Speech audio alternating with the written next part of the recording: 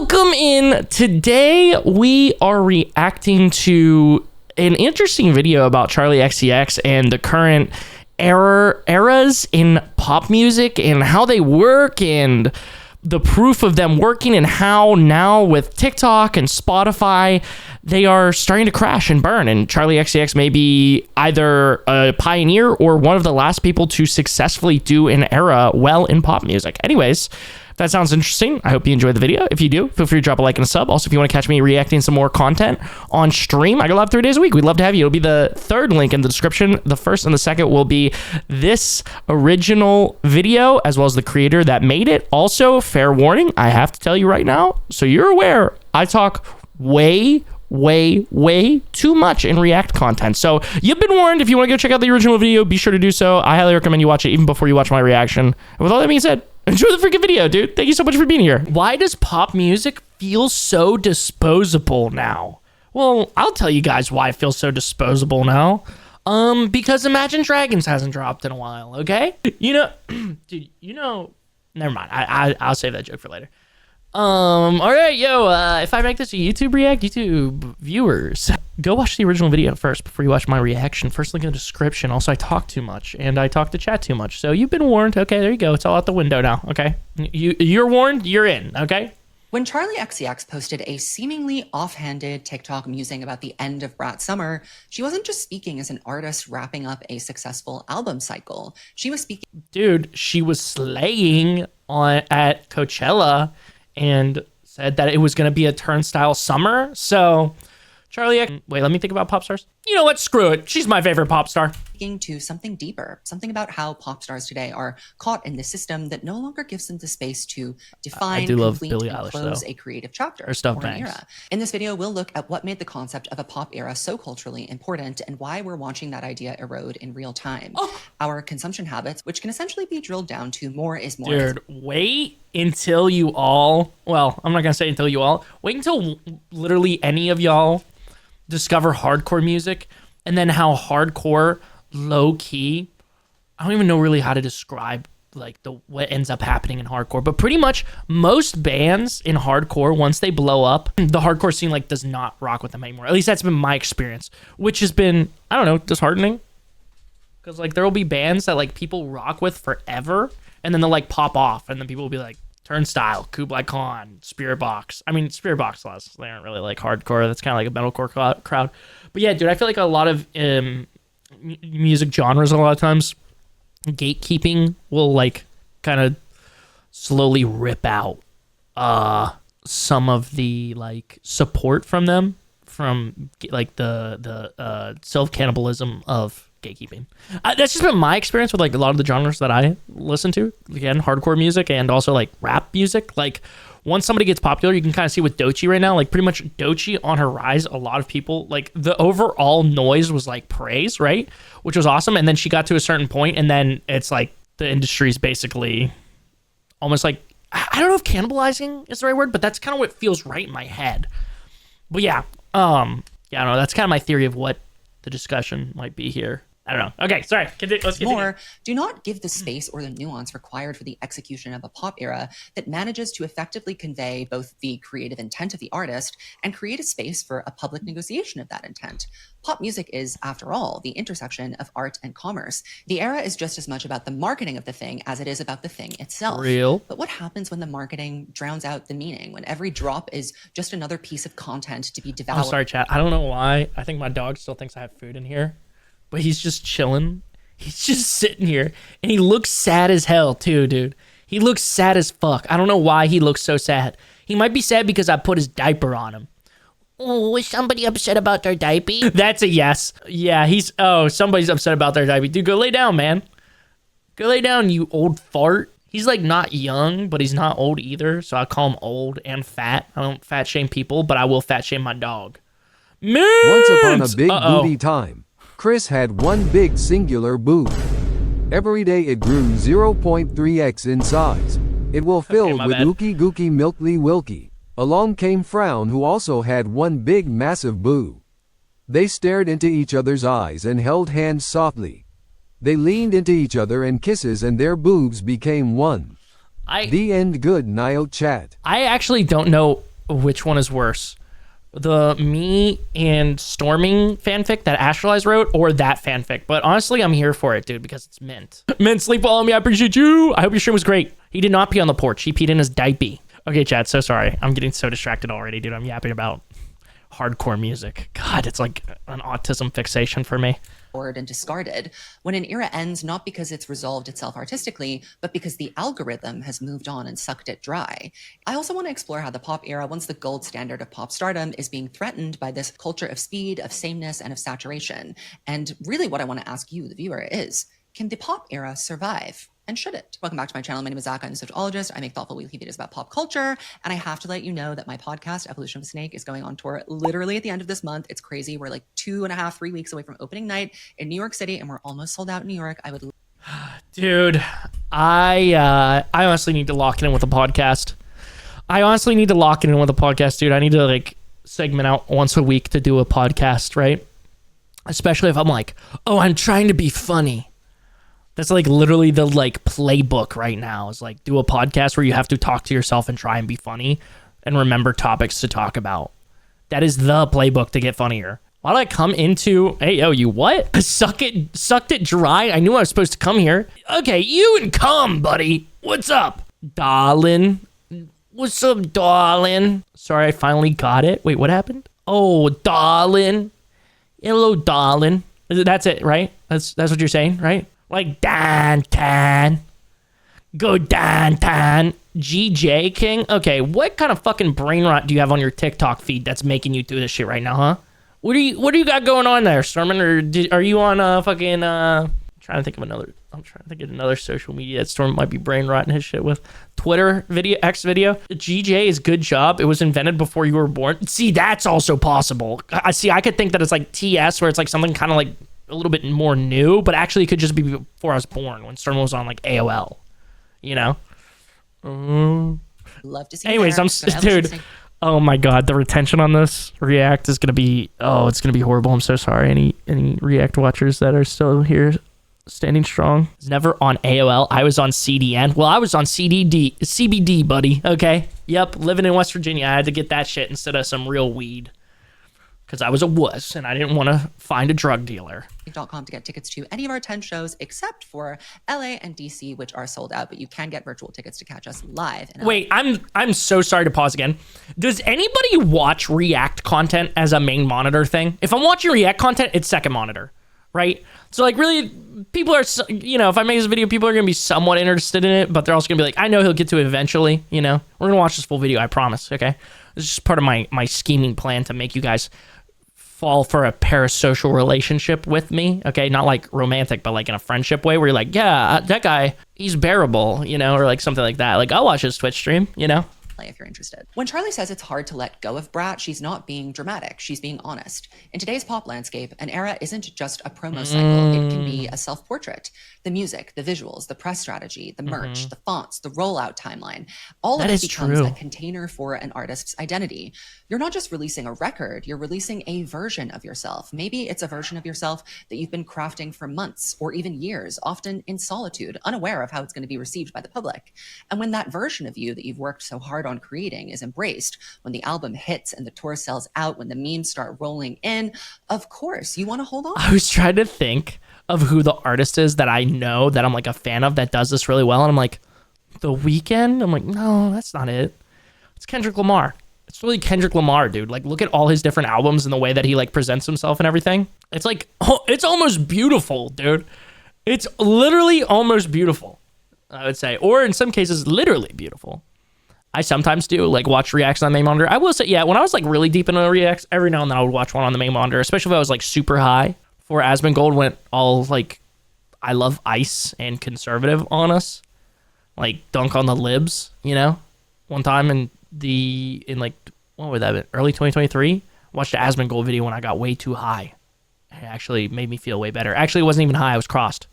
So do you watch porn on your second monitor? If you're watching porn on your second monitor, bro, you need to go to a 12-step program. Like, if you have it on that much, you need to go on a 12-step program, my boy. Yeah, you do. Yeah. So. Why would you want to start over? Especially when starting over means creating an entirely new character, new references, and new stakes, all while knowing that this time people might not. Well, that's what I was thinking. I was thinking like, yeah, like I hope nobody has this on their main monitor. Okay, dude, I gotta shut up and I gotta shut up and let them talk. I'm talking way too much, dude. This is horrible. Like what they see. A flop era hurts because it's not just the music that's getting rejected. It feels like you, the artist, Stormin, I love you. rejected, or at least the version of you that you spent years preparing for public consumption is. The personal and the performative aspect definitely blur. When Brat was winning, Charlie didn't just feel successful. She felt very seen. It's really hard to... British accent jump scare. Sorry, had to pause it for that to say that. I feel like we've been at 2 minutes and 40 seconds of this video for like an hour. Let go of Brat. As far as that. Let go of this thing that is so inherently me and become my entire life, you know? And that's why I think it stings to close the curtain on it. This attachment is especially acute for our pop girls. Storming. So sorry. This is chat. I know this is about like all of us in some way.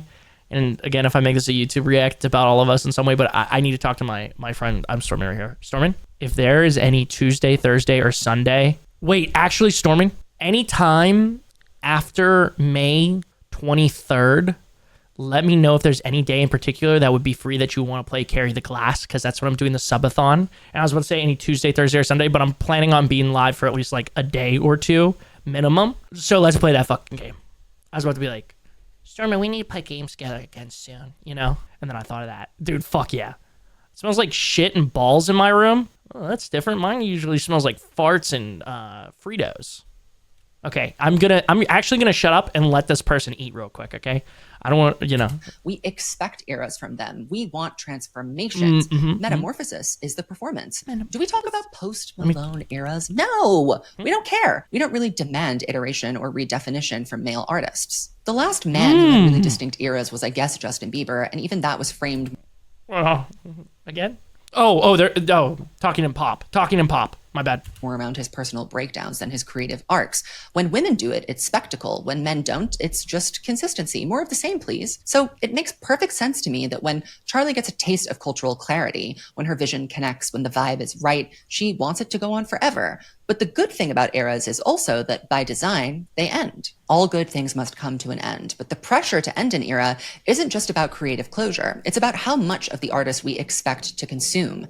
As the boundaries between personal and public have blurred, so too have our expectations of what a pop era should deliver. Now more than ever, we demand not just music, we want access, we want authenticity, and most of all, story. A story that we can follow and dissect and debate. What we demand from artists has evolved massively in the age of the influencer, whom we are used to accessing like a best friend and critiquing like a politician. It's no longer enough for an artist to just deliver a cohesive... Dude, I am so sorry. That filled me with such a deep sense of anxiety, because one time I was driving home from taking photos at a show, and I'm sticking my head out the window to try and see if I can pass this truck, right? Because it's been like an hour behind this thing. It's adding, like literally I'm watching my like arrival time go up, and it's already like 1 a.m. and I got at minimum an hour left to go home, right? So I'm sticking my head out the window because it's a 2-lane road, but it's like a pass, and you know, my hat flies off. Now, here's the thing. Now I have a bunch of different hats, whatever. It was the Stick to Your Guns camo hat that I absolutely adored, bro. So you know what I do? I fucking whip that Subaru around, baby. Guess what? There was no cars coming, dude. I would have been fine to pass, but I was like, there's no way in hell I'm letting that hat go, buddy. Back. And by some miracle, it was sitting there on the road. And I was like, Goofy, what's up, bro? How's it going, dude? But yeah, dude, yeah. So sorry, I just felt a steep sense of dread about, I want to say Ariana Grande, Addison Rae. I'm so sorry. Hold on. Let me try and I'm trying to pay close attention to the discussion of this video so I can actually add something to it. I felt like I was doing good about the, self-cannibalism there for a second, and now I've just lost the plot. That's my bad. Cohesive album and a striking visual campaign. Now we expect them to bare their souls, to narrate their heartbreaks and turn every personal milestone or misstep into content. Authenticity has become synonymous with access, and for pop girls especially, that access often means prying into their personal lives. This isn't new necessarily. The pop era has always been entangled with an artist's narrative. You know what I just realized? This is on topic, I promise. I never realized that Billie Eilish has done this so beautifully. Billie Eilish has done this so beautifully, so many different eras and shit, right? And vibes. I mean, I'm not really tapped in on Billie Eilish like a shit ton, but I'll be listening to the albums when they drop. And now thinking about it and like the way that she presents herself in all the different eras, it's like, oh shit. It's like the meme with Lil Yachty and Drake where he's like, that's me right now thinking about that. Yeah, wait, that's really interesting. Yeah, it is mostly women in the music industry that seemingly have to have all these different eras. I mean, some of the men do it, like I was saying, Kendrick Lamar and shit, right? But, you know, I'm trying to think of like some male pop stars that I somewhat care. The Weeknd. I mean, The Weeknd like kind of does it, but he doesn't do it a ton. Like he doesn't do it to the same extent, you know? So it's kind of making sense. The best modern pop star has to be Sabrina. How could I forget about Sabrina? That's my goat. That's actually my goat, dude. Yeah, I'll have to tap into it. I haven't even really tapped in like that on like looking at her eras and shit. Sorry, I'm just really thinking. This video is really making me think right now. Me and my ex are supposed to meet up later this coming week. She said, if we meet, ugh, it's been stuck in my mind. I'm sorry, bro. Yeah, Sabrina, high key my goat, bro. High key my goat. I'm trying to think who else there is. I'm really bad at like keeping track of artists that I listen to, honestly, overall. Like I'll go through like if it's not like my top like 5 that I listen to, I go through different eras of listening. Tyler the Creator the Creator changes everything based off of the era he's in. Yeah, that is true, dude. And Tyler is doing it like nobody else, to be honest. My favorite Weeknd song right now is Less Than Zero. See, I gotta listen to more of The Weeknd, honestly. I really fucked with the album Starboy with Daft Punk, and then I really fucked with his album that I'm actually completely forgetting it. Actually, maybe I didn't. The one in 2020? Maybe I didn't even fuck with that one that heavy. There's another one, though, that I was like, yeah, this shit kicks ass. I know he's amazing, you know? But yeah, I'm really thinking about it, dude. I'm really thinking about the women in pop music. Like, yeah, they literally have different eras always, which is insane to think about. Here's the other like flip side of this, right? Like there's like Charlie XCX with the Brat era, right? But flipping that right on its head, if your music doesn't do well and your album doesn't do well, then that's great. You can go to the next era. That is, ooh, yeah, that's like another thing. Because I don't know why I'm always thinking of like the worst outcomes a lot of times. Like I always hope for the best, but I think of the worst outcomes. And I'm thinking like, if you're a woman pop star, right? Do I keep saying female? I'm sorry. That's, ugh. If you're a woman pop star, Christian. Oh, you're right.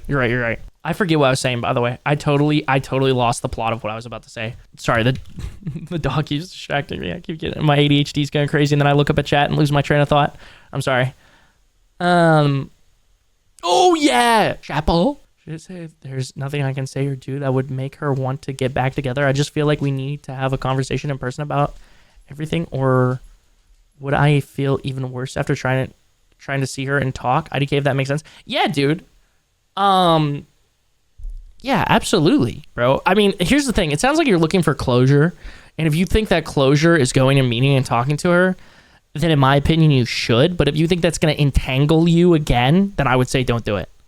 I'd say don't do it. I'm into pop and then metal and rock. Okay.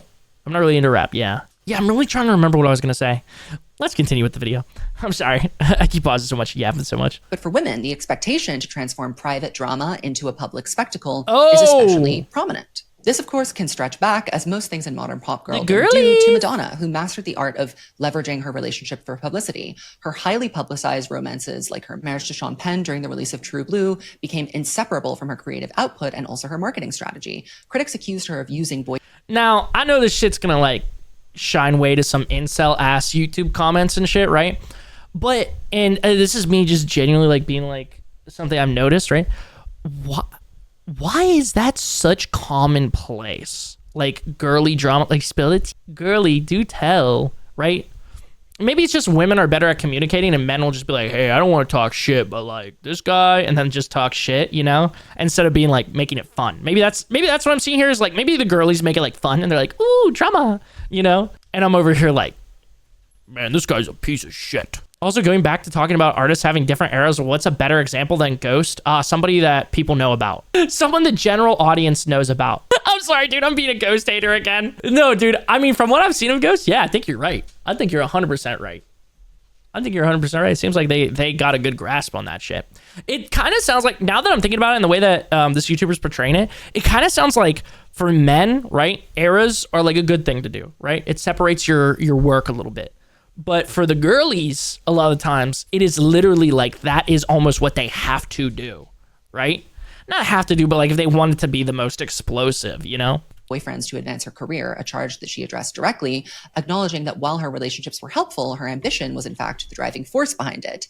And if you want to go back even earlier, we can look at the many marriages of Elizabeth Taylor. Each one not only a tabloid sensation, but a media event that fed directly into her stardom. Her personal life was serialized in the press like a soap opera, and her image as a glamorous, volatile, irresistibly messy woman became inseparable from the roles that she played on screen. She wasn't just acting in melodramas, she was living in one. And the public felt entitled to both spectate and speculate. This blueprint, where the woman is both performer and performance, where her desirability is heightened by her dysfunction, laid the groundwork for the modern pop star who must. That's what I was about to say. So, what I'm gathering here is that it could all go back to men one conky one boing boing.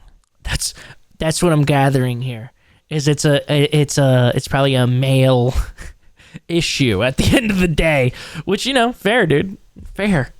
Now navigate the same scrutiny on a much faster, much more invasive, and algorithmically fueled scale. The late 90s and early 2000s definitely marked a pivotal shift in how personal drama became intertwined with pop stardom, and no pair illustrates the double standard of this better than Britney Spears and Justin Timberlake. Their breakup became a public spectacle, but only one of them really profited from it. Justin launched his solo career with Cry Me a River, a song and video that invited audiences to project blame onto Britney for the end of their relationship and cast him as the wounded party. It definitely worked. The drama fueled his narrative and boosted his credibility as a solo artist. Britney, on the other hand, tried to preserve the integrity of her pop eras. In the Zone and Blackout were meticulously constructed projects, musically forward-thinking and visually rich, yet they were constantly overshadowed by the media's fixation on her personal life. She was mocked, slut-shamed, and punished for the fuck? I was about to say, what's our boy doing here in the fedora? Is he about to tip that thing to her coochie, dude? Good day, milady. Good day, my lips. Freak! Get him out of here! Sorry, I think my dog just thinks I called him a freak and told him to get out of here. Oh, princess, photographer. The same drama that elevated Justin Timberlake. This contrast reveals an uncomfortable truth. While personal turmoil... See, and this is why the new wave of artists like Nick D, right, is the way to go, dude. Fucking error, dude. Fucking era. Error. Fucking era, dude. Just fucking release singles whenever the fuck you want, and release albums whenever you want, and gas your shit on social media and build up a core, like, hardcore fan base. Or you can go the Mike route, which is drop singles a bunch and then drop like an album with like 35 songs on it, and then also have a basically like Patreon style following where you release like early demos and singles and shit, and that's like your hardcore fan base. Anyway, sorry. Music strategy is low-key like a hyperfixation for me. I don't know why. I could go like totally insider baseball with that. That's just very like TLDR of what those artists are doing. Can fuel an era, it doesn't guarantee success. And for women, it often backfires. But still, the public's appetite for pop star strife lingers, shaping the reception and commercial viability of each new chapter in their musical story, whether the artist wants it to or not. Just as drama can make an era, it can also break it, or even worse, destroy a career. Janet Jackson's nip slip at the Super Bowl is an example of how any press is not always good press. Again, at the hands of noted... Wait, Jackson, like... Michael Jackson's... Is this Michael Jackson's sister? I never... Holy shit. See, this shows how I was not tapped in on music until like 2015. Hello, ladies. Hello, me ladies.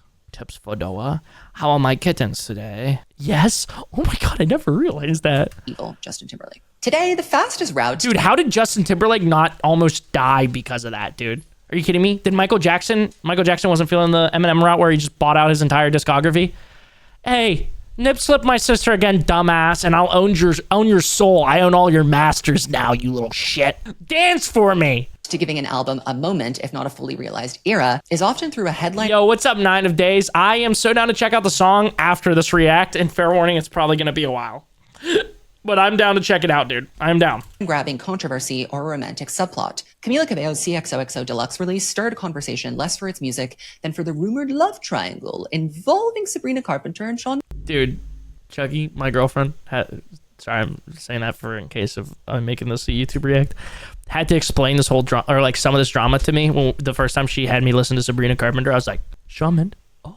And then I was like, Camila, what her name? Yeah, I don't like her. She collabed with Drake, and she also said the N-word. Yeah, she's not. Yeah, I'm not really a vibe with her, actually. W Sabrina, low key. Oh, okay. 9 of days. Again, I'm down after this video if you're still hanging, bro. Thanks for stopping on the stream, by the way. How are you doing tonight? Mendes. Sabrina's own short and sweet rollout gained traction through speculation about her boyfriend's appearances in her visuals. Barry in the Please Please Please music video, anyone? The reveal of the love triangle through the songs. And then, of course... Can I be honest? I think Barry is high-key super ugly. I just don't think he's that attractive. The song with the Jenna Ortega? Yeah. Camila had to go to therapy because she was so racist, Chris. Real shit. Wait, what's real shit? Oh, Barry? Yeah.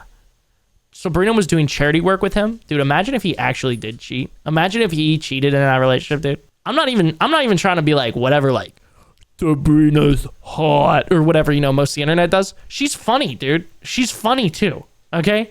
And this motherfucker's out here scallivanting around town with some fucking, you know, I broke up with Jinxie because he watches too much porn. Ooh, let's cause some drama. Yeah, bro's getting no more Juno positions. Dude, I still can't believe she did that on stage. I mean, well, why am I surprised? That's awesome. Some people be looking like big toes and cheating on actual goddess. There is Taylor Swift, who all but perfected the blueprint of turning exes into eras, crafting album cycles that doubled as public scavenger hunts. Sorry, did I say that out loud? My bad. Sorry, did my disdain for Taylor Swift really show that bad when I went, she's funny, she's talented, she's pretty, and more? Yeah, dude. Fucking Barry. For promotional and biographical clues. And let me return to that love triangle again, because even when the narrative potential is teed up perfectly, artists don't always seize it. The 2024 VMAs, had an incredible pop culture moment in the making. Camila, Sabrina, and Sean were all in the same room. And God, sorry, hold on. There's a joke there, but I'm almost 6 hours into the stream, and it's not as fast as it once was. Lilith! No, I just remember one time, like, somebody was shitting on Taylor Swift, and then someone was like, God forbid girls have something they like. I was like, well, I don't think that's the only, I mean, like, that could be some of it. Maybe this guy is an incel, but I really don't think that's why they dislike Taylor Swift. I think there could be more things that they dislike. Lilith, thank you so much for the 19 months. You are insane, and I appreciate you a ton. How's it going, homie? We're talking about, speaking about music, how's the music going for you? Yeah, respectfully, you know, listen, girlies, if you want to love Taylor Swift, fuck yeah, man. That's awesome, okay? I'm supporting you in your girlyism, your era, whatever, okay? That shit not for me, bro. Neither is Taylor Swift, dude. Taylor Swift, like, she's, like, close. She's, like, on that era that, what am I trying to say here? That, like, cusp of, like, being, like, very based, but she like kind of got caught in the weeds, and now she's like in Hillary Clinton'sville. She's in like Hillary Clinton'sville, like the loving the DNC. It's like, no, Taylor, you could be so sick and like progressive. Come on.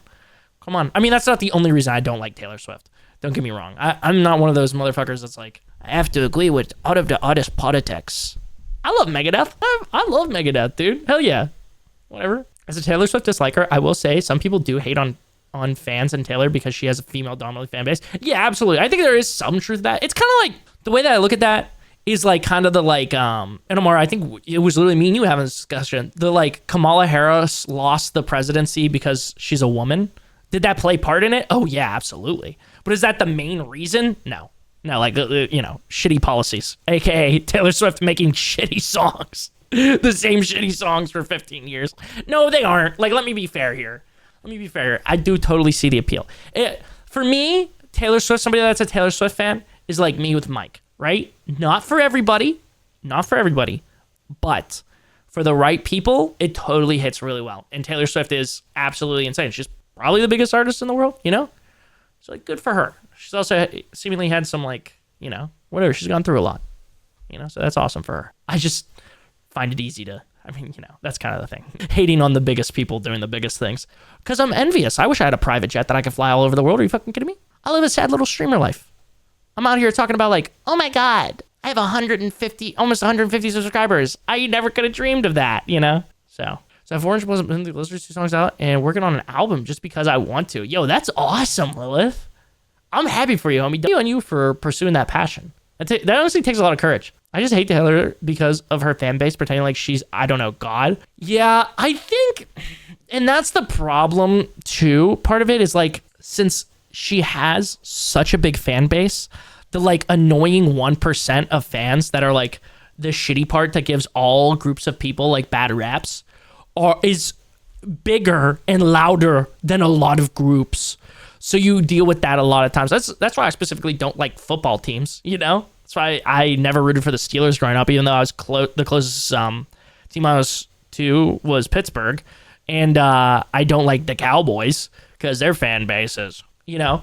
But I'm a 49ers fan, and that fan base is very, very questionable at best. So like really it's like, well, I like my thing. Fuck you for liking your thing sometimes with me. You know what I'm saying? I think Taylor found what works and ran with it. It's like when a YouTuber makes the same content over and over again because it works. It being good music is just up to opinion. Yeah, exactly. Sure, Lilith. Sure. I'll take a listen. Also, W, love you, Mike. Yeah, fucking love Mike, dude.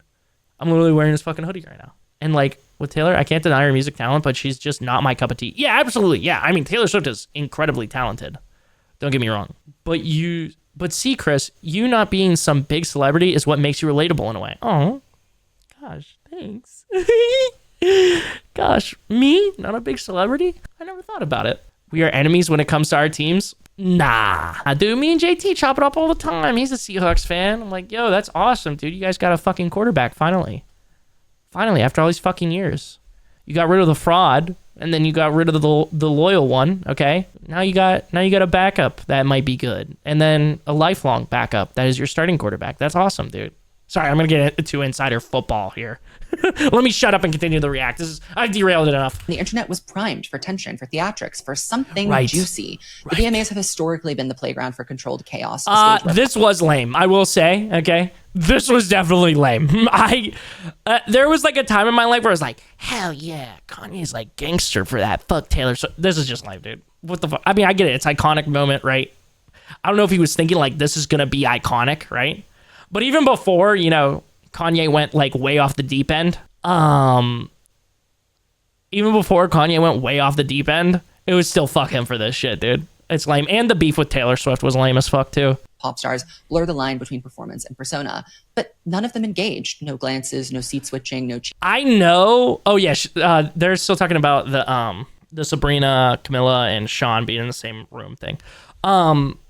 Yeah, but he made graduation. Bro, listen, separate the art from the artist. Stop dick riding now. Dude, stop dick riding a literal Nazi. Just, okay? That's awesome. I'm glad that you like his older shit and whatever. Like, fuck yeah, turn up, listen to it. You don't need to dick ride though here. You don't need to dick ride though, okay? Oh, the Polaroid clip was amazing. That shit is iconic. I will still quote that shit. You know, separate the art from the artist. You know, I'll quote that shit. I'll quote the shut the fuck up clip, okay? Oh my god, I lost my train of thought again. I need to drink another cup of coffee, dude. Oh my god. Taylor Swift, Kanye. Oh, celebrity drama. I know that I just watched the Ariana video not too long ago. That shout out to Mara for recommending. But why do people care so much about celebrity drama? I mean, I get it's parasocial, but like, dude, I want to be honest. If I did not see a big old bag of money, aka $2 off of AdSense from that Ariana react, okay, and maybe a couple subscribers, okay, there's no fucking way I would have given a shit about that. I don't give a fuck. Now, YouTubers, I kind of get it, though. I kind of get that. I used to watch YouTube drama all the time, dude. Started to separate the art from the artist now with Ye, because all of his opinions are in his art. Yeah. I think any of Kanye's, like, new music, I mean, even, like, music critics, I've seen a lot of times be like, yeah, this shit, like, is ass. Like, not even, like, just, like, as a whole, this shit is ass. So fuck Kanye. Yeah, Taylor Swift. I felt like I had to kind of like pull back there and be like, listen, I don't fucking really hate Taylor Swift. I think she is talented. I think her music is for the right group of people. But Kanye, fuck Kanye. Yo, Archie, welcome back in, dude. How's it going, bro? How's your night going? Yeah. Okay, let's continue with this. Cheeky side eyes, it was a non-event. And maybe that's the point. In today's climate, personal drama isn't just risky, it's omnipresent. Every day brings a new scandal, a new theory, a new leak. So unless a moment is explosive and narratively satisfying, it barely makes a dent. We're so inundated with mess that even chaos needs curation to stick. At the same time, pop stars are also penalized for being too performative, too obvious, too fake. And the cultural shift that we've made away from celebrities as characters to celebrities as friends that you can morally judge has made it almost not worth the risk to do mess at the VMAs like Sean, Camila, and Sabrina maybe would have if they existed in a different time. Sometimes the smartest move is to let the moment pass quietly, because even a well-timed stunt might get swallowed whole by the doom scroll. So people forget about it and it harmed you. What's the point? However, it is true that not every compelling era relies on personal drama to make an impact. I was about to say, I've like known about Charlie XCX for a while, and I've listened to like a couple of her songs, but I wasn't fully tapped in like that. Did she have any kind of like crazy drama go on that boosted this? It's like watching TV. Most people, yeah, that's how I was shaking my head at. Yeah, that makes sense for like celebrity drama and shit. To most people, it's not real. Yeah, not bad. I gotta quit smoking, dude. Fair, bro. Fair. Not like fully comparable, but like a sliver of a way comparable. I've been trying to drink less energy drinks. I've only been drinking like mostly black coffee recently, or like maybe one energy drink every couple of days, because I'm trying to get off that shit, dude. Part of me thinks something is genuinely wrong with Kanye, because there's no fucking way he actually has that mindset. Oh yeah, definitely, dude. The thing with Kanye that I believe is that he was so powerful enough that he cut off everyone that could check him, right? And now he's like ascending to this, like, he's basically ascended to this higher place where nobody can like get rid of his shit. Like, the only way for Kanye to actually finally get some help is if he pretty much loses everything, which might be kind of where it's getting, you know? So even like I've seen like a lot of people who even was like supporting Kanye until like recently, like be like, yeah, dude, I can't do this shit no more. I drink tea with 2 milk and 2 sugar too. Okay, ain't nothing wrong with that. I honestly got to tap in on the tea game, bro. I've only been drinking coffee and like, you know, some creamer in the coffee, but I think if I could get some teas that I really like, it might be life changing. He's eat real since his divorce. Yeah, absolutely, bro. Honestly. So I'm trying a bunch of different styles on this album, but I sent it to you. Bet, Lilith, bet. I appreciate you. I don't like coffee. That's fair, dude. I don't know what's got me brain broken with coffee, dude. Since I was younger, bro, I was like, yeah, I want to try some coffee. Like 8, drinking a cup of coffee every now and then. Hey, Chris, there's a video right in front of you. Watch it. Hey, listen, Amara. Sometimes you got to take the mask off and talk to chat, okay? And that's just the cross I bear as a streamer, okay? I'm here for you guys.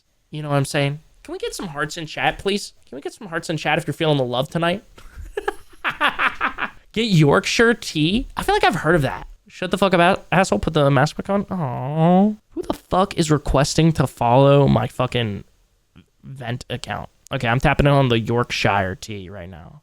Here, let me get this continuing. Chappell Roan's ascent with the rise and fall of a Nicholas princess is proof that an era can resonate deeply without tabloid intrigue. Hers was a slow burn success story shaped not by scandal, but by resilience. Years of struggle, a major label drop. Bet, Lilith, would you feel like throwing that in my DMs? I appreciate you. You, dude. And a triumphant reinvention on her own terms. The tension in Chappell's narrative wasn't romantic or salacious. It was artistic. A story of perseverance, of self-discovery, and finally, recognition. It's a reminder that the most powerful eras don't always erupt from chaos. Sometimes they can emerge quietly, forged in the long arc of becoming. Let's return to Brat. You're good, Jay. What makes Brat all the more remarkable is how rare this kind of cultural endurance has become.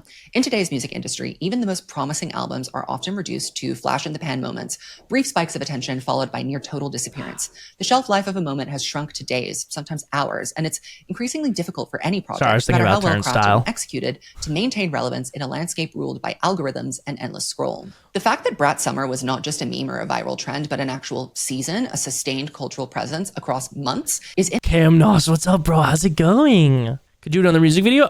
One of yours, Archie? I'm down, dude. I'm down after this video. I usually am like very like on task with React videos, but I'm down. In and of itself, a significant achievement. Think of how many pop albums have come and gone in the last 5 years without leaving a single lasting visual, lyric, or memory behind. Yeah. Brat didn't just survive the churn, it carved out a lane, made noise, and lingered. And in doing so, Charlie accomplished something increasingly rare. She made an era that stuck. And yet, for all of Brat's cultural resonance, its era, by traditional standards of what we're used to from the past, was relatively short. Charlie's moment has lasted longer than most in today's climate, that's true, but there was a time when a pop era could stretch on for years. In the 2010s, Taylor Swift mastered the long-form album cycle. The Red era, for example, spanned from 2012 to 2014. With each single, we are never ever going to... See, I thought, and maybe some of you guys might know, for a minute there, I thought that Taylor Swift only did an album here and there because of the label, which could totally be part of it too. But it does kind of feel like maybe she was just like, yeah, I'm on a high, dude. It doesn't even, fuck y'all. Fuck y'all. I'm going to drop an album every like 3 to 5 years, dude. Take it in, bro. And that kind of goes back to like flipping the like new independent artist vibe that I was talking about earlier, like Nick D does and like kind of like Mike does and shit. The downside is that you have to constantly be making music, right? You have to actually love this shit a lot for that to work for you, or like you like the results that it gives you. Yeah, because like back in the day, if you made just like a good album and you had the right PR, you know, sky's high key the limit. Like back, you know, I mean, even now with like some bands and stuff, it's like 3, 4, 5 years. Turnstile, it's gonna be almost 4 years since they dropped. You know, that was like the norm back in the day. It's kind of crazy to think about. I think the first person I ever saw like really change that and do a project like once every year was Logic, funny enough. Shout out to younger me listening to Logic, dude. I mean, I still listen to Logic from time to time, but yeah. Back Together, I Knew Were Trouble, 22, unfolding months apart over time, creating waves that extended the album's lifespan well beyond its initial release. There was room for escalation and surprise and reinvention. The benefit of a long era is that people can discover the album at different points, some on day one, some through a music video 6 months in, others after hearing a radio single in a Walgreens. But with the rise of streaming, that staggered discovery has all but vanished. Albums drop all at once, front-loaded with every track and visual. We gobble it all up, and the surprise is spoiled immediately. There's no slow burn, there's no mid-era revival, there's no time to breathe. Yo, Cam Noss coming over from the freaking TikTok stream, dude. What's up, brother? Appreciate you, bro. It's difficult to market these days. Everybody hates self-advertising. Yeah, dude, it's gotta be difficult. I really feel like Nick D is again, I keep referencing him so much, but I feel like he's one of the people, like, and everything him and like Connor Price did together. Like, he's kind of the reason why Connor Price, I don't know if everybody's familiar with them or not, but Connor Price has like a couple of songs that you guys have probably heard on like either, you know, TikTok or like on the radio even. But Connor Price was sitting at like 75,000, and then Nick D kind of like taught him like, okay, you're gonna like use TikTok this way, and it basically just like Connor Price was like a good artist, so it worked, and it just took him to the moon. I highly recommend. They had the Independent podcast, which was originally Connor Price and then Nick D, and then I don't think they've uploaded recently, but I still think a lot of those strategies do work. I highly recommend it. It's spelled, again, differently than Independent podcast, but you could probably look up like Connor Price podcast or Nick D Music podcast. Jesus Christ, Jay. Jesus. More or less move over here anyways. Yo, let's fucking go, Cam. Appreciate you, bro. Dude, another Cam in chat. This has got to be the highest density of Cams on all of Twitch. Okay, I'm sorry. I keep getting distracted, dude. While Brett managed to create a sustained presence, despite that, a genuine summer, a sense of cultural texture, it's still a far cry from the sprawling multi-year eras that once defined a pop superstar. Which brings me to my next point. The trend cycle is killing culture. In the age of streaming and social media, the speed at which we consume music has fundamentally changed. Not just how we listen, but how we value what we hear. The trend cycle has become so accelerated, so relentless. Artists barely have the time to stake a claim before the algorithm actually moves on. What used to be a carefully planned rollout is now a race against irrelevance. Attention is the new currency, and its value depreciates fast. See, I think that's why, if you're gonna like, I think that's why, again, sorry to keep referencing Nick D so much. I feel like I'm like doing like a case study, a video essay on Nick D right now, but his like thought process is like drop singles and make a couple of videos for them, right? To try and make them like pop off in some way or get into an algorithm, right? And he said, like, somebody asked him, like, how do you feel about albums? And he's like, I think albums can be good as long as you market every song like you would a single. And I think that's really, really smart. Market every song like it's a single. So, like, you know, have like 3 or 4 different forms of content ready to go to promote each song on an album. I think it's genius because it kind of would help negate some of the issues that we're talking about in this video here. Is like, you know, not to the full extent. It wouldn't be like, there's nothing that's going to compare to music back in the day, which is a good and a bad thing, you know, but it could help if people start viewing it that way. I feel like heating pads are the best invention ever. Dude, I'm not gonna lie, a heating pad saved my life the other day, dude. I was having really bad jaw pain, jaw and mouth. I just literally sat there like this for like 20 minutes. I'm not great with that stuff like TikTok and Instagram. Trying. Yeah, dude, absolutely. Yeah, I think that's the thing is like, you kind of just got to mess around with it enough until you find like kind of a vibe or almost like a series that you can recreate. Music videos, marketing individually seems the way to go.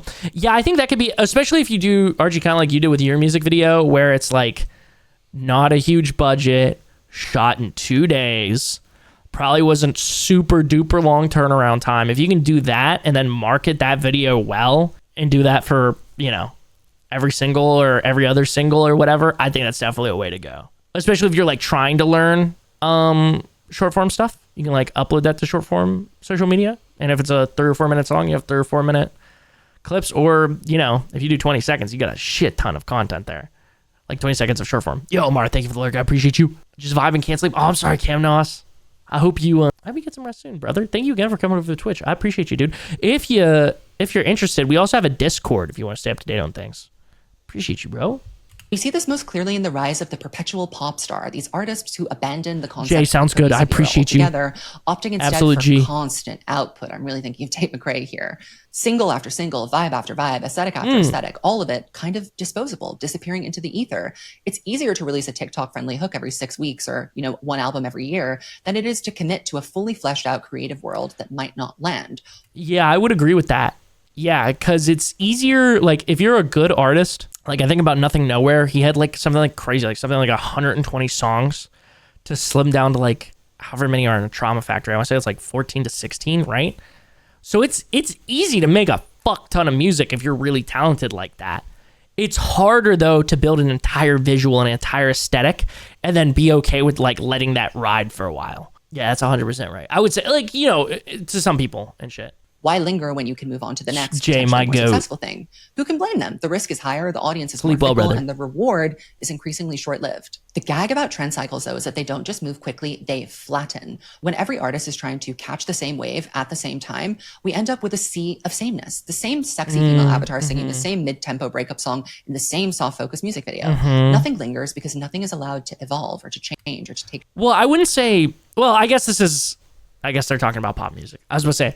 This is where you gotta like break out of the mold and do something totally different. But if it is pop music, yes, that's actually so true. That is so true if we're just talking about pop music in general. Shape.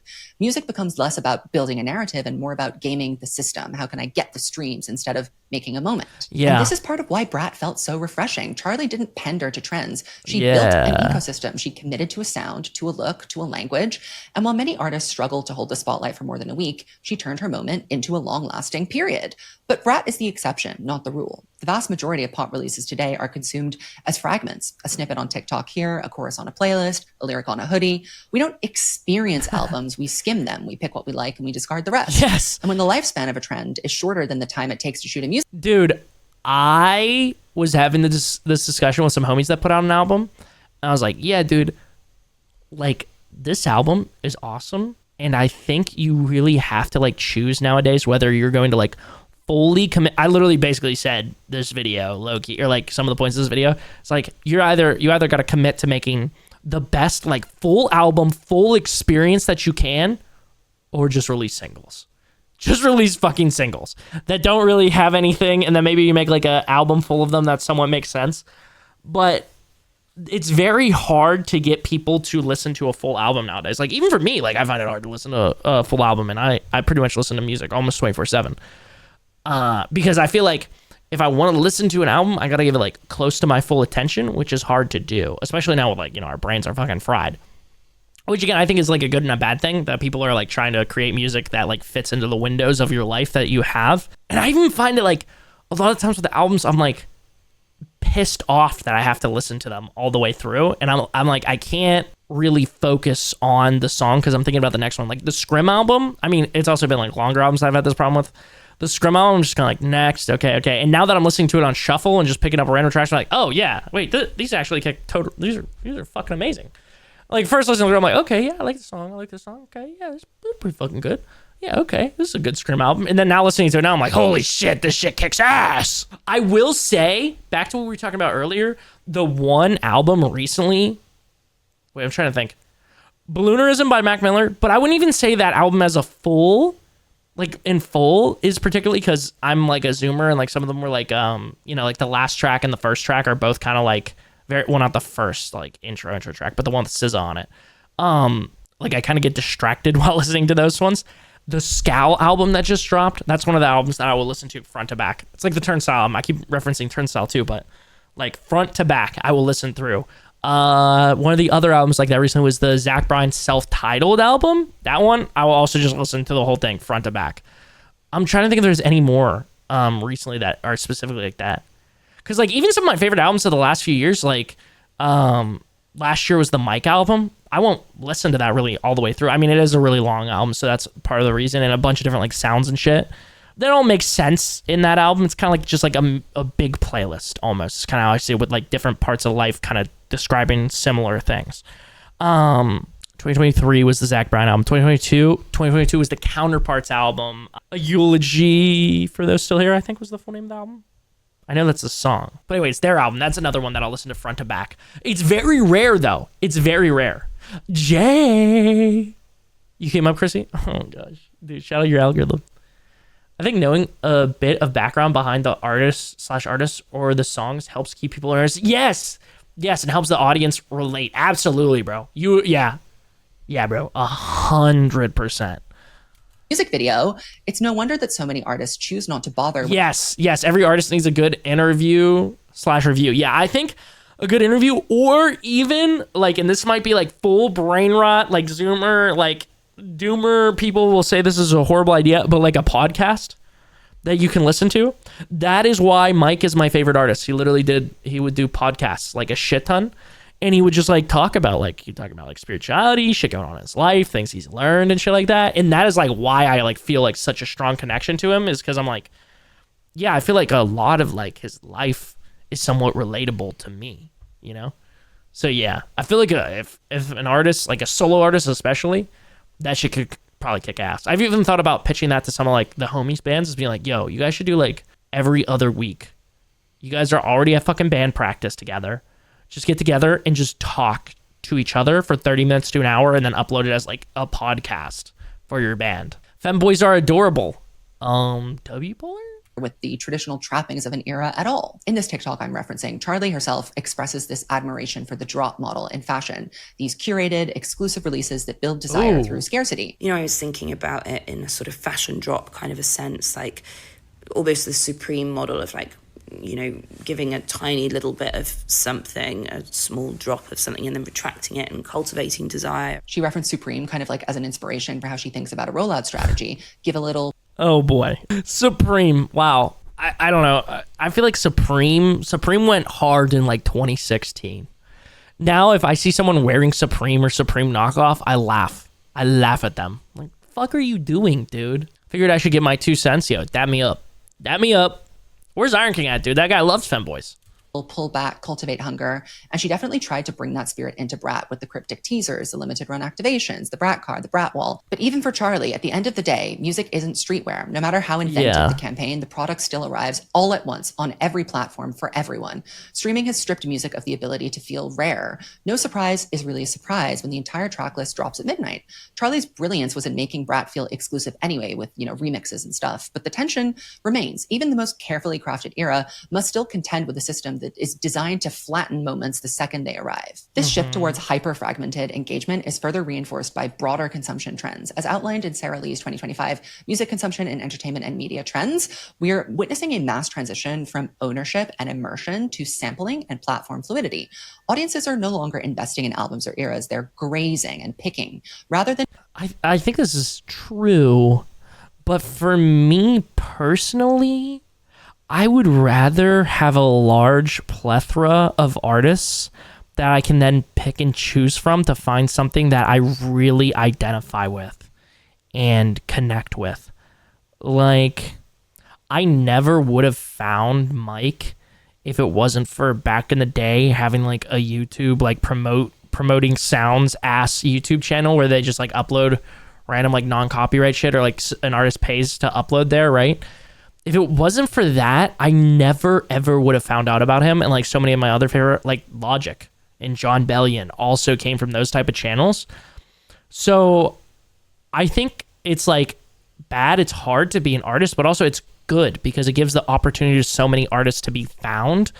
It can be very doomer and depressing to think of it this way, but I just don't think that it's like an overall evil. I think we're in a really bad place right now because these companies are kind of using, it's kind of like how like X.com will, and probably like Facebook. I don't use Facebook that much, to be honest with you, other than Reels, and connecting with people in the music industry. Like they'll feed you stuff that like makes you upset and frustrates you because they know it'll like gain retention. I think it's kind of the same thing with like, you know, TikTok and music and stuff like that. It's like not specifically to frustrate you, but they're just trying to like feed you as much to keep you locked in. Where if there was like a happy medium, which I think eventually at some point we're either going to go full doomer and, you know, the human existence is going to get, you know, destroyed in some way by all of this like horribleness, or there's going to be like a fade back to like the middle.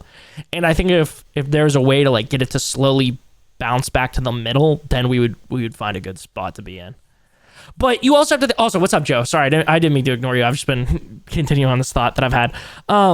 If we're like comparing this to like pre-Spotify, pre-social media, I don't think that's a good space to be in either, because there's so many talented artists that never got to show their talents.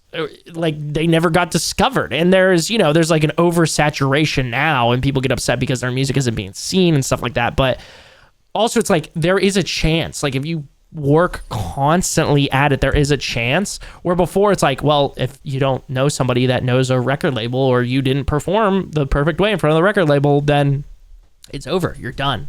Or you have to like fight to get that opportunity again. You know, now realistically you can upload a fucking TikTok and it goes, sorry, I'm looking at my dog, it goes hyper viral, and then your life is possibly changed if you keep building off of it. Not that like one video can fully change your life and give you like some superstar. Like it's not like having a number one hit back in the day, like, you know, to compare back to the olden days again.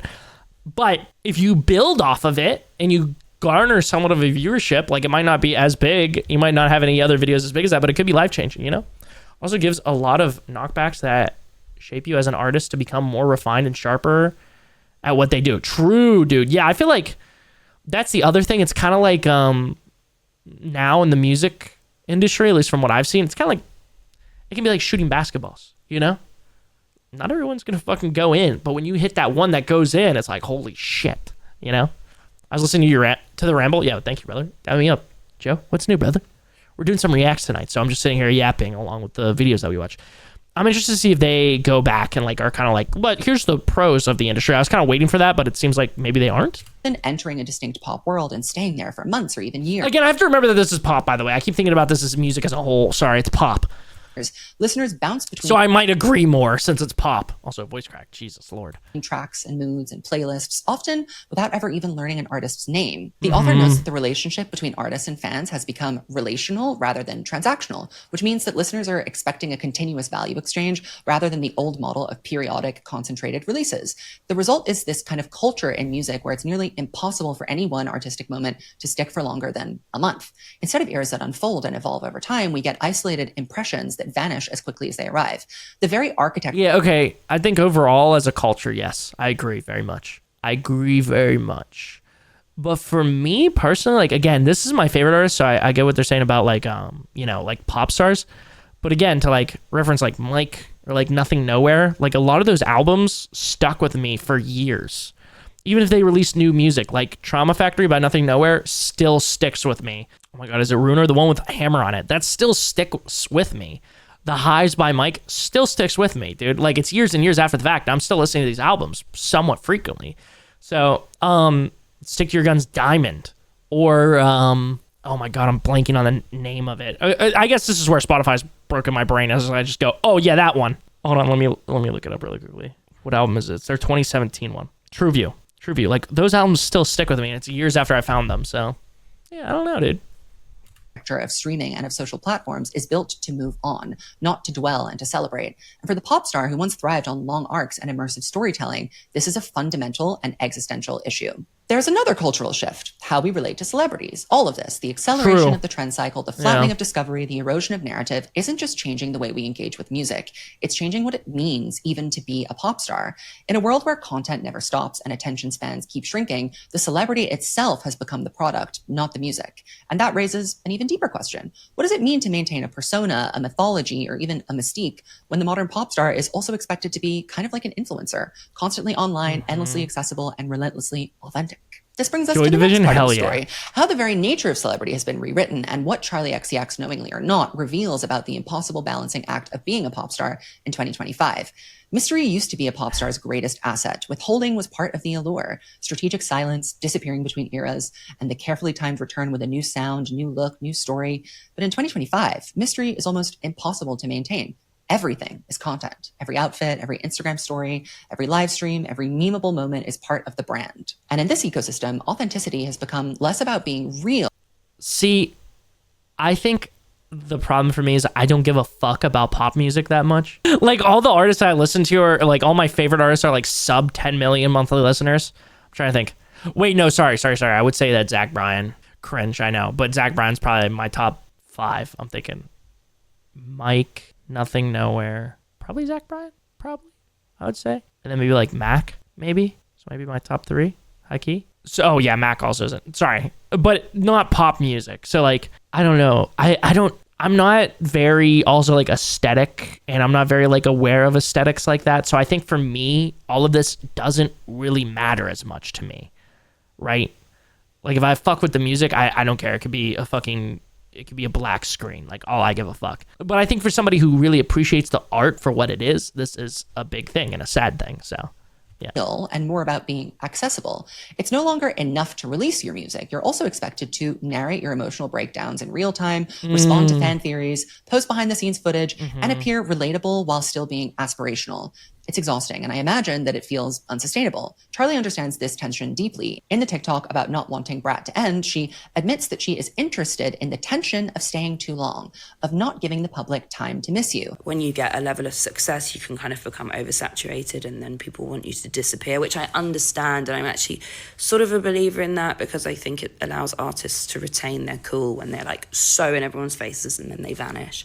But I'm also interested in the tension of, you know, staying too long. I find that quite fascinating, and what that does. That is a very risky move in a world where attention is currency and burnout is literally built into the system. This is a dangerous game, because even though mystery drives intrigue, obscurity can also destroy you. There can be burnout. That's an interesting word for this, and I agree with it totally. I think the best thing that you could do as a pop star is get to the point where you are so popular that you can't, or like other people can't tell you what you should and shouldn't do, right? Because I can see somebody that is like truly in love with the art, and I see people talk about this all the time on TikTok and shit, and I know I was just talking up like TikTok and short form and shit, even though I fucking hate TikTok. Oh, I'm live on TikTok. I love TikTok and the Chinese Communist Party. It is hard. I can see why it would burn you out as a content creator, or not a content creator, sorry, a musician, having to make content all the time and post your stories and show behind the scenes and do interviews and stuff. I think you got to find the shit that like lets you do what you love to do. For me personally, with like short form shit and like making content like that, like kind of the way that I see it is like eventually it's going to feed back into the stream, which is the thing that I love doing.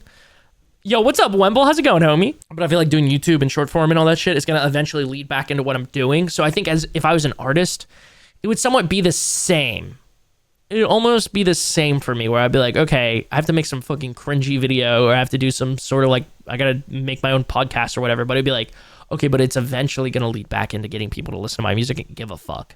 So I would fuck with it. Yeah, but I can see why that would be like, would make you feel burnt out. Like if you have managers constantly being like, post to TikTok more, which is also why I think that signing to a label is kind of dumb at this point, because all their most A&Rs do is like, post on TikTok. Like that's pretty much it, dude. Post on TikTok. Make a TikTok. Make sure you post your Instagram story. a problem is disappearing too much. So today's celebrity is in a Oh, and also if you're on a label, they take like a shit ton of your fucking money. Lindro, what's up, twin? Good morning. What time is it? It's 3 a.m., bro. Go to bed.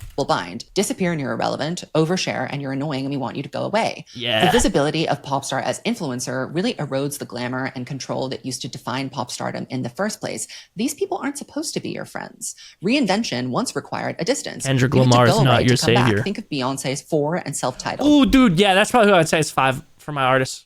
Kendrick, probably. I'd have to look, dude. Oh, wait, no, Scrim actually is probably up there, dead ass. Keys, like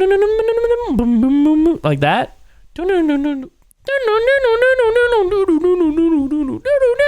That, I think you just have to be you, no apologies. Eventually fans will understand and vibe with it. Maybe not as fast as the usual content posters, but when it hits, it'll hit. Yeah, dude, that's kind of what I'm thinking with like my content myself is like, I'm not trying, like, especially with like YouTube shit, I'm not trying to do the most like edit for retention or like do any crazy strategies. I'm just kind of like, there is an audience out there that I know exists. It's just a matter of getting like my content to them and like letting there be enough time that my content finally finds my way to them, which is my thought process on this shit. And then like still like doing like, what can I add to my workload that will allow me to do that, but also not make me feel burnout? Like, what do I like doing? Like, I don't like doing over the top editing with my YouTube videos, but I don't mind doing a little bit of editing. And it makes me feel like I'm accomplishing something in the days that I'm not streaming, and I am. So I'm like, okay, I'll do that. I don't like editing full TikTok short form videos, but I don't mind hitting a button on my stream deck to clip something in the stream and then going through and, you know, trimming down the front and the back and then using Twitch's built-in software to upload it to TikTok and YouTube. So it's like, okay, yeah, let me do those. Like, let me find a way that this doesn't make me feel burnt out. Like what I actually somewhat like doing, that I can keep like pushing at this thing that I care about enough to be able to get it done, if that makes any sense. I think there's also a place to do that as an artist too. You know what I'm saying? Maybe getting guests on and doing like a video podcast maybe. Yeah, dude, I would love to do that actually. Kind of one of my goals is I would like to get my Twitch stream, or even just like combined with like Twitch and YouTube, like viewership, like about the 30 person range. And then I would like to do some artist interviews, because like I know a bunch of artists, because I do like concert photography and also shoot music videos and stuff. So I know a lot of artists that I could realistically do that with. So I think that could be really fun and really interesting. Plus like you know, like Aiden Ross and Kai and all of them have done that with like rappers and shit. So I think it could be fun to do that with like just bands and try and like put on some of my friends. Because like honestly, a lot of the bands that I work with also have really funny people in them. So like bringing them on stream, like I don't even have to bring a full band. Like I could be like, hey dude, you play guitar in this band, you want to come just chop it up on my stream, talk about your band and like play some games and like react to some shit on my stream, and then just plug their band the full time, and then I get content out of it too. I think that could be fire. Ooh, give advice. Chris, I recently started doing my own streams. What advice can you give to someone who's new to streaming? Ooh, that's a big one. Yo, sorry again to any YouTube React watchers, because I'm going to turn this into a YouTube React and probably not cut. Like I said, I don't like editing that much, so I'm probably not going to cut that much shit out, which is funny because the majority of my income comes from editing music videos now, so that's kind of funny in its own right. I'm always there like, God, fucking my stupid videographer Chungus life as I'm like editing these music videos. Anyways, so Cam, I would say, so here's like a couple of things that I've learned. One, I'm trying to think of which one would be like where to even start here, dude. I would say play games that you like.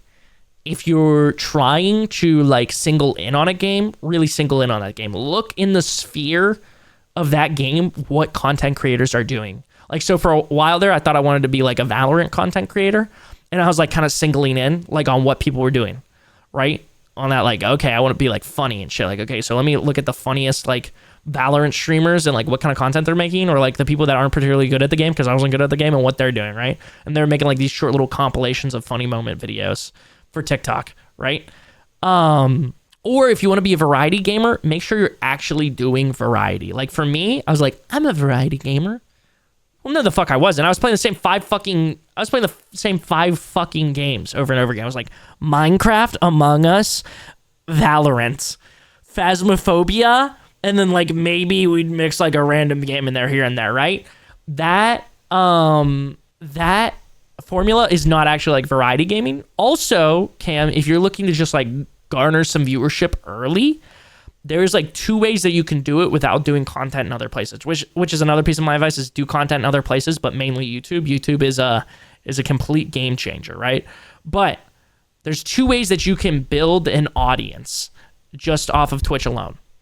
Either one, streaming a game that has, you can still look and see there's games that have followers, right? So for me, it was Fallout New Vegas back in the day. That's how I got up to like around like the 5 to like 8 viewer average, was just playing a shit ton of Fallout New Vegas, and like some other games like Minecraft and shit I worked in there too a little bit. So because that game doesn't have a lot of competition, but it's a like loved game. Like everybody fucking loves Fallout New Vegas that's played it.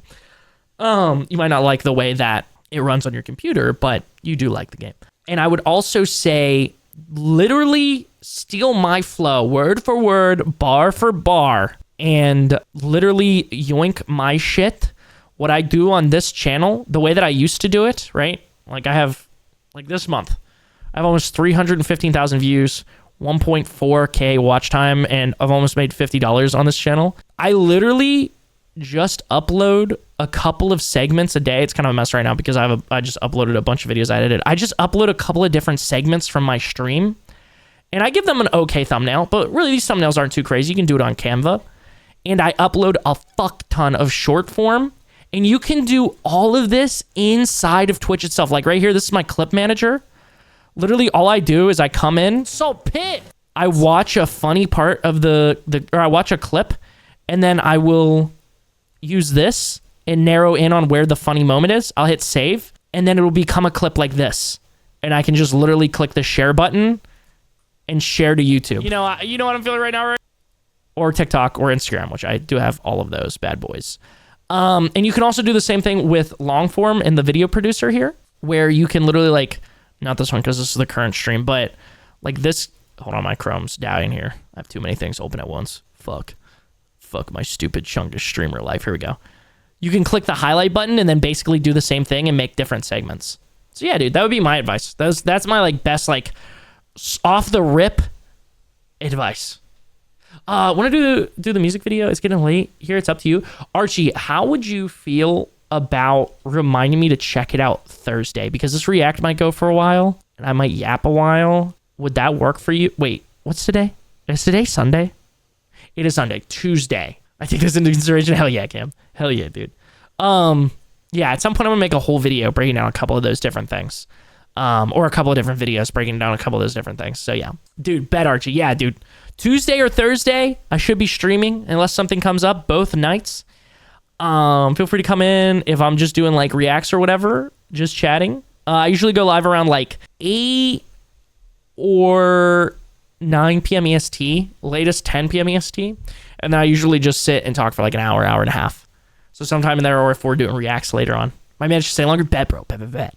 Okay, let's get back to this video. I'm so sorry. I keep getting distracted. Sorry, YouTube React watchers. The artistic jump between those 2 records, Taylor Swift between Red and 1989, Lady Gaga from Art Pop to Joanne. Those shifts felt seismic because there was time to miss the artist, to wonder what they might return as. But now artists don't disappear. They kind of pivot on the timeline, changing aesthetics in the middle of the era, rebranding via a photo dump, or just never evolving at all, making everything one present moment, just releasing the same thing after the same thing after the same thing. But even the tools that we worked with to make reinvention, fashion, visuals, album artwork, these have all also been gobbled up by the content economy on social media. Charlie played with this very expertly in Brat, that horrific green color, the minimal cover, the Brat wall, the Brat car, the text.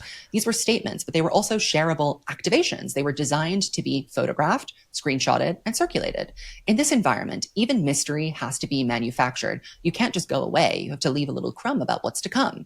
So where does that leave the pop star? Somewhere between persona and product, between the artist and the algorithm, a cultural icon and a creator who has to feed the beast daily while also coming up with something totally unique that's never been done before. It's why so many eras now feel very thin and unexecuted. Do you want to know what I think the move is, high key, for this shit? Just take shit from back in the day, dude. Literally do the Ludwig yoink and twist content creator shit again on old vibes and aesthetics. People are eating that shit up nowadays, dude. Kidding me? That's my piece of advice. Just like literally start looking back at old timey aesthetics and see what you fuck with. Which honestly I need to do in my own like freelance work some. So I kind of like look and see like, okay, what were these fucking badass film photographers doing? Like what can I emulate from their game? I actually used to do that all the time. And I think that's where I saw the most like growth. Well, actually the most growth I've seen is like just doing the shit. But like before I had like a ton of opportunity to do it, I would just like look at like old photographers of like, you know, like great photos of like AC/DC and shit like that like aren't like the big ones that you see everywhere, like their concert photos. I just like look at Pinterest all the time and be like, okay, it just kind of like taught me the eye. Anyways, I think artists could do that a lot, and that would be somewhat successful. You know, again, not like if you're trying to like pave your own way like Charlie, then fuck yeah, do that. But also if you're just trying to become successful, not because the music is worse, but because the performance of celebrity is under siege. We have very much confused visibility with intimacy, and in doing so, flattened the very qualities that once made pop stars feel larger than life, the diva-dom of it all. If today's pop star is expected to be endlessly available and ever evolving, what happens when someone who wasn't built for that kind of attention suddenly finds themselves at the center of it? What happens when the underdog actually wins? Where do they go after that? Charlie XCX has long been hailed as a cult favorite, a critical darling, a tastemaker's pop star, your favorite artist, boundary pusher, just kind of left of center. For years, her fan base wore her lack of mainstream recognition as a badge of honor. Oh, dude, Cam, I just realized that I didn't finish the 2 type of games that you can play on Twitch, right? Because I looked up at Lean Drill's Roblox comment. It's either games with like cult-like followings or games where you can play with viewers, but you kind of need to ride the cult-like following up enough to have enough people to play with on stream.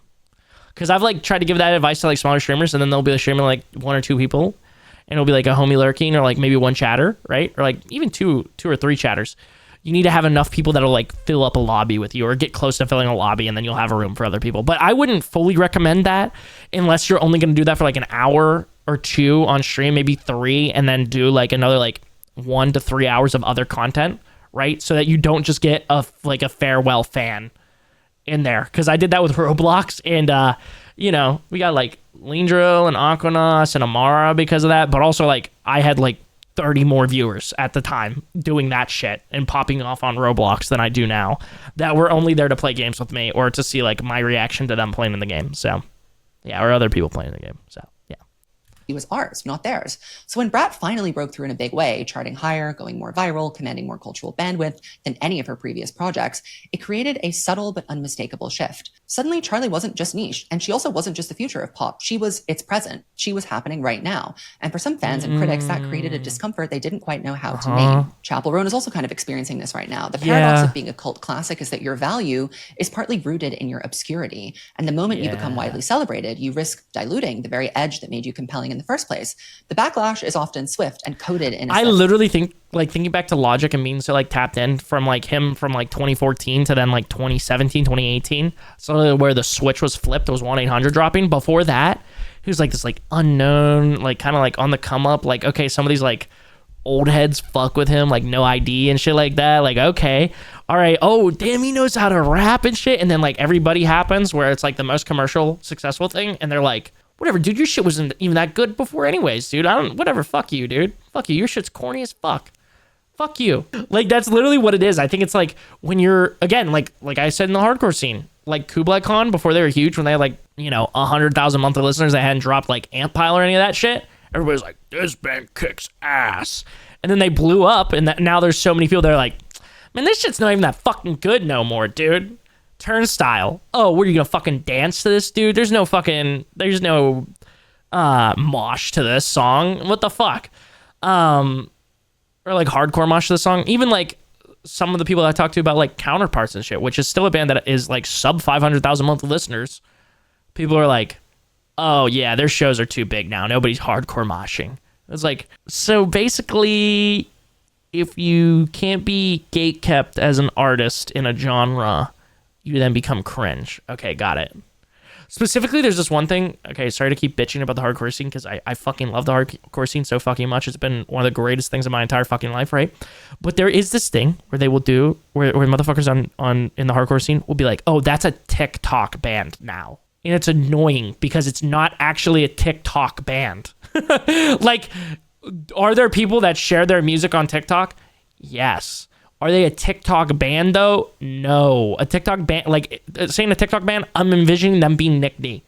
Like getting on TikTok a couple of times a week being like, this is my new song. Which I get what they're saying is like a lot of their popularity came from TikTok, but I also think it's just lame to just completely write off an artist. But I don't know, dude. I fucking hate gatekeeping. So who am I to say? I'm always like, dude, listen. Literally with the Scowl album, literally everybody in chat like, dude, you gotta listen to this out. You like this shit, dude? Fuck yeah, dude. Listen to this. Listen to this. Listen to this.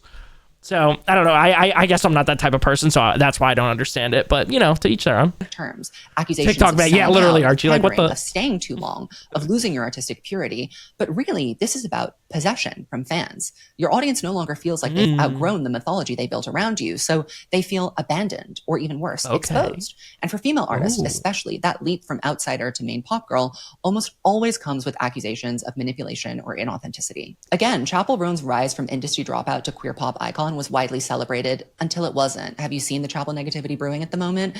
The same people who championed her early work are now questioning whether she's really an indie artist for the LGBT community anymore, if she really practices what she preaches, if she deserves all. Isn't Doechii kind of going through the same shit too? Like, I feel like literally for like a while there, like I only saw positive things about Doechii, and then she got to a certain level, and now like a lot of people are like, this shit's mid. This shit's mid. Of the backlash that she's getting while she builds a fan base that's just discovering her for the first time. Sabrina Carpenter too, when she finally, came on after all those years of trying, has faced increasing skepticism as she edges closer to a fully mainstream profile, with people really questioning the integrity of her songwriting and wondering if she can make this moment last without even letting the moment properly end. In each of these cases, the transition from overlooked to overexposed triggers a kind of cultural whiplash. We want the artist to win, but only on our terms. We want them to be seen, but not too seen. The very success we once demanded becomes the reason that we turn on them. It's not that cult favorites can't go mainstream. It's that the infrastructure of fame as it stands right now punishes them for doing so, especially if they're pop girls. Charlie captured this contradiction perfectly when she joked that once you reach a certain level of success, people start assuming that you must be stupid or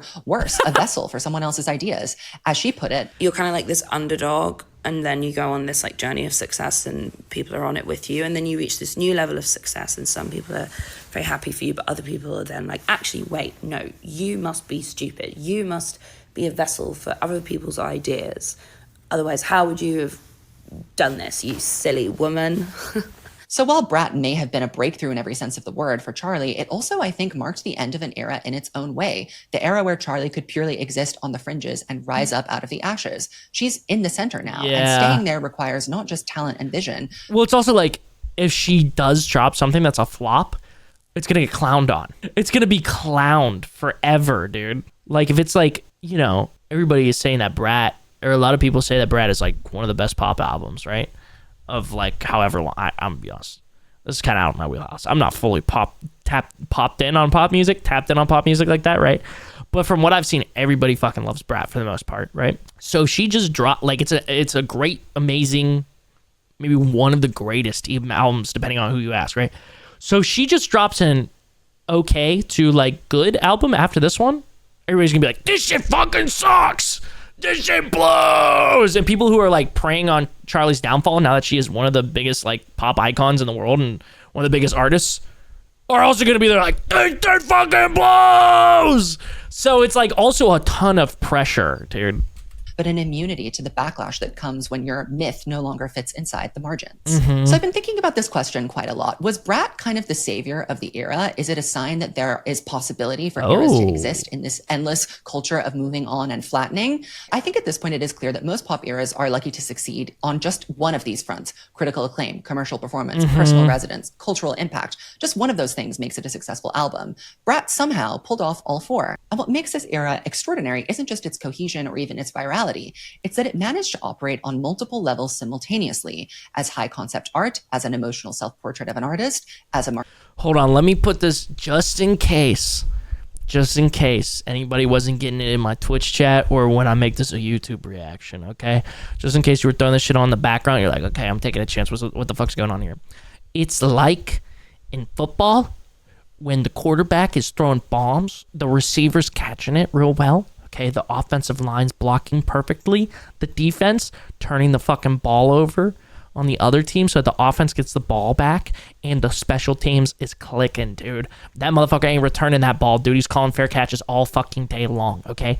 AKA the 49ers versus the Eagles regular season 2023 at Lincoln, what is it called? Whatever, their home field, dude.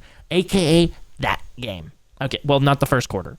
the other 3 quarters, aka the 49ers 2023 week 1 versus the Pittsburgh Steelers. Okay, there you go. There's your bro brain.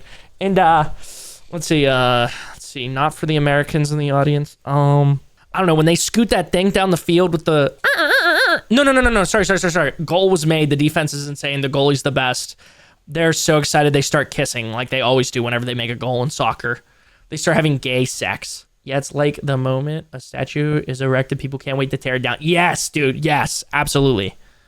There's a song by Sophia, is it Azella with the lyrics, everybody supports women until a woman's doing better than you, and I feel that goes well with this video. Yeah, absolutely.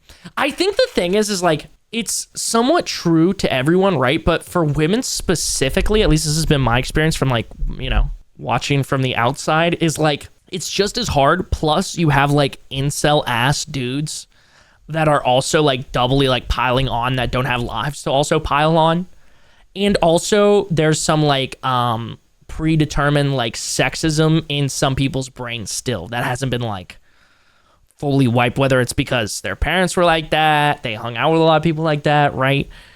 So yeah, I don't know, I felt like I wanted to say that though, because a lot of people have these discussions about women, and then it kind of like it's kind of like it does the Andrew Tate-ification of men, where like men are like, all these people with these opinions don't think that I go through it. Men definitely do also suffer through these things. It's just that women also have different things that they have to deal with as well. I mean, you know, some men don't know how to communicate their feelings. So when their fucking album flops, they don't know how to say it, and then they go off the fucking deep end, you know? You think about at school, we're not taught to be at the same level. There's definitely a competition challenge of egos. Yeah, absolutely, dude. I think that's one of the biggest problems is like, people don't know how to unpack their ego. Like, people don't know when to like let go of shit a lot of times. Like literally the only reason that I'm even like aware of my ego, and like whenever I'm like about to do an action, I'm thinking like, is this emotion based off of my ego, is because of like the spirituality journey I've went through the last 3 years. If it wasn't for that, dude, I would still be like such an egotistical, like always trying to be a right asshole probably. But it's with me being like, what is an ego? What does that like make me do? Okay. Oh, and this is, oh yeah, my ego is like driving me in all of these things. Like, holy fuck. Like, I don't always have to be the one to get the last word in. Like, it doesn't matter at the end of the day. That's just my ego telling me that I have to be right, which is something that definitely they do in school. So Caldwell definitely paved the way for the modern day critics. I'm gonna have to look at a photo of him to know exactly who you're talking about. I'm not gonna lie.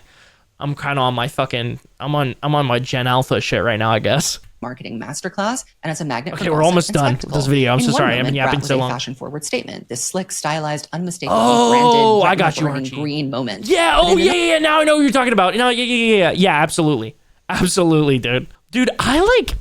Sorry, I'm getting sidetracked. Also, let me rewind a little bit here.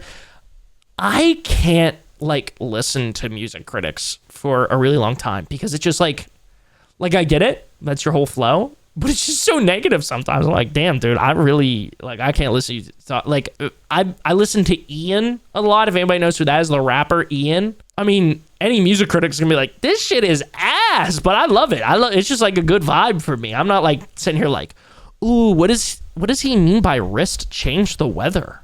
Oh shit, what is this guy talking about right now? I'm like, no, this beat goes hard and he's like flowing on it just right. I'm feeling good. Music critic Anthony Fantano would be like, this shit is a strong 0.5. I'm feeling a light 0. He'd be like, the only good thing is this somewhat modern sounding production quality. Forward statement. This slick, stylized, unmistakably branded, retina-burning green moment. But in another, it was confessional and raw. It was Charlie writing openly about jealousy and self-doubt and fractured friendships, banking off of the fact that people would make the connection she was singing about other famous people like Lorde and Taylor Swift. It served the purists. The production is among her sharpest and most avant-garde. It also served the critics, who lauded it as career-defining. The casuals also encountered it for the first time through the virality and the danceable hooks. And it also satisfied the gossip industrial complex by giving a little bit of juice. Wait, There was something for everyone. The point about how Brat interacts with personal drama is very interesting. It trafficked in personal drama, but it didn't rely on it. The Lorde and Taylor Swift speculation, stoked by Girls So Confusing and Sympathy as a Knife, added intrigue without derailing the album. It allowed listeners to project their own narratives onto the music, while Charlie herself stayed I don't know about this. I'm gonna have to watch a video essay on that shit, bro, for real. Just vague enough to keep the mystery alive. She understood that feeding the machine and maintaining her agency weren't mutually exclusive. That isn't just good PR, it's good authorship. Charlie is a great writer. There's unnecessary $2 words in there. Ooh, what do you mean by that? Break that down for me. Something to be said also about Charlie's ability to world make. Charlie approached Brat like a drop, as we mentioned. Limited run pop-ups, cryptic digital teasers, a remix album with 20 guest features. Oh yeah, the remix album's crazy, by the way. Person. She didn't just release an album, she translated a viral moment into the real world, which is increasingly the hardest bar to clear. And that world lived across timelines and city blocks and club dance floors. Most artists today are fighting just to stay visible online. World building and storytelling. Like, storytelling is one of the most powerful, if not like the most powerful things, like, honestly, in the entire fucking world. Think about political leaders, dude. Think about political leaders that completely change the landscape. They're great storytellers. Think about the most, movies, music, even content creators. Like, who are the greatest? The great storytellers. Think about fucking anybody who's into sports. Sorry, I keep bringing this back to sports. I don't know why I'm being such a dude bro right now. It's really not helping with the look of like camo hat, long beard, right? Because I'm trying to be all like, show like wear my heart on my sleeve right now. But Pat McAfee, I think the thing that, obviously just Pat McAfee's personality and his like whole crew's personality like definitely adds to it, but I think his great storytelling is what made that show as big as it is. Oh, like complicating what he's saying on purpose when he could use simpler terms and convey it. Oh yeah, I think that kind of happens a lot, Grim, with like content creators or people that are making something that might be seen as somewhat divisive, as they like definitely overcomplicate things, or even just overcomplicate things for literal runtime of a video. I definitely agree with you. Is there anything like in particular here where you're like, yeah, it would be just like easier to like just say this straight up? But yo, thanks for stopping on the stream, by the way, brother. Appreciate you. Charlie managed to take that offline as well.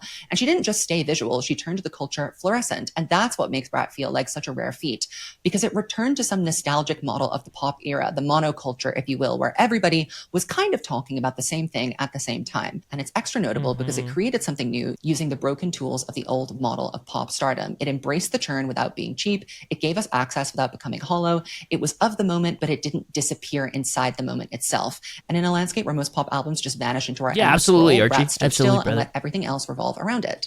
So was Brat a blueprint? I think it might be for Charlie to have another successful era. I don't know how successfully it can be executed by another pop star. Yeah. It's like, I'm trying to think of something other than a sports analogy right now, because this is actually when a sports analogy would be amazing. It's like, here, we'll use one not of my home sport, of the one that I actually fuck with really heavy. Basketball. LeBron James. Yeah, just emulate LeBron James. Oh, right. Oh, right, dude. Fuck. You're a rapper? Emulate fucking Kendrick Lamar, dude. Like, what the way easier said than done, dude. Like, yes. There's definitely like some form of a blueprint here, right? But it's also like you have to get so many things right at the same time, and also have like a big enough audience to then help amplify it. So like I'm with the YouTuber 100%. Like, yeah, dude. What's her name? Oh, Swiftyologist. Oh shit, dude. Chat out here talking shit about Taylor Swift earlier. Bro, y'all better watch out. On Lorde and this Virgin album cycle, because there has been such a hype and an intrigue around what was that. And I think that she kind of occupies a similar space. And Lorde. I do love Lorde. I gotta tap in, honestly. Most of it could be the main reason I don't get into critics much. Oh yeah, absolutely, dude. I was literally just saying that, girl. I was like, yeah, I can't listen to music critics very long. Like, I have to like maybe one review, maybe two if I'm really feeling like, yo, okay, yeah, what you think about this album? Occupied, and we're ready for a Lorde come up. So I'm keeping an eye out on Lorde to see if an era can continue to exist for an artist that is not already a huge, massive, giant pop star like a Beyonce or a Taylor Swift. Oh, okay. I was really about to say, what the fuck? Lorde was like humongous, and Lorde is still very relevant, I would say. Just hasn't had as big of a hit in like the last 7-8 years, really, at least I can think. I was kind of trying to go through Lorde's discog the other night, but I get what they're saying, dude. The only two I watch are Dead Meat and Shadow Decker, who review horror, they keep it simple. Hell yeah, dude. Yeah. But, you know, for the other girls, for the girls that don't necessarily have the legend and the myth behind them, it seems to me that the chapel model is going to be the thing that is most reliable. And that ironically makes focusing on making good music more important now than it ever was before, even in the era of endless churn and endless flattening. Yeah, I mean, that's the thing. At the end of the day, don't fucking make shitty music. Like, make shit that you're actually proud of at the end of the day.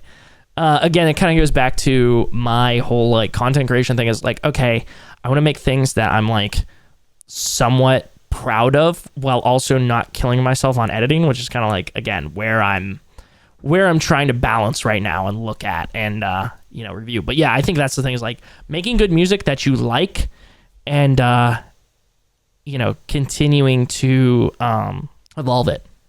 Teenage Dream lasted from 2010 to 2012. 1989 from 2014 to 2016. I miss those types of rollouts. Bro, that was 2 years. What? Are they, is this a long, I feel like artists high-key do that still. Like 2 years? You kidding me? Gotta have soul. Exactly, dude. I think what Sabrina's done with the short and sweet album rollout and tour is a better example of how eras can still be alive and well and successful even after the album drops on Spotify. The pre-album rollout did not miss a single beat. Each music video was better than the last. Each look building on the last. But what's really impressive, is how she maintained and even grew momentum after dropping the album. The Juno positions on tour alone made the B-side non-single song breathe new life. The costumes, the expectation of variation on the tour, and her consistency on her pin-up baby doll look, thinking of her Met Gala look here, is a real testament for how an era can really live on. Yeah, I agree with that. I think the thing is like now you have to do more than the music if you want it to live on. I think this comment actually says it really well. You have to do more than the music to live on, which for some people that's like really encouraging and they love that, right? To like continue to like try different creative outlets and aspects of making music. And for some people they're like, oh my fucking god, dude, I just want to make music. Which I think like if you just want to make good music, I think there's room for that to be like a producer, at this point, especially with like, again, comparing it to like from now to like pre-Spotify, pre like 2000s, right? Like I'm thinking like 80s, 90s and that era, it was probably way harder. Yo, Julian, what's up, goat? It was probably way harder to make connections, to produce and help create music with people, So yeah, I think that's like, it's a good thing now with the internet and shit. You can like be producing shit for other artists all the time, dude, or making beats or whatever it is.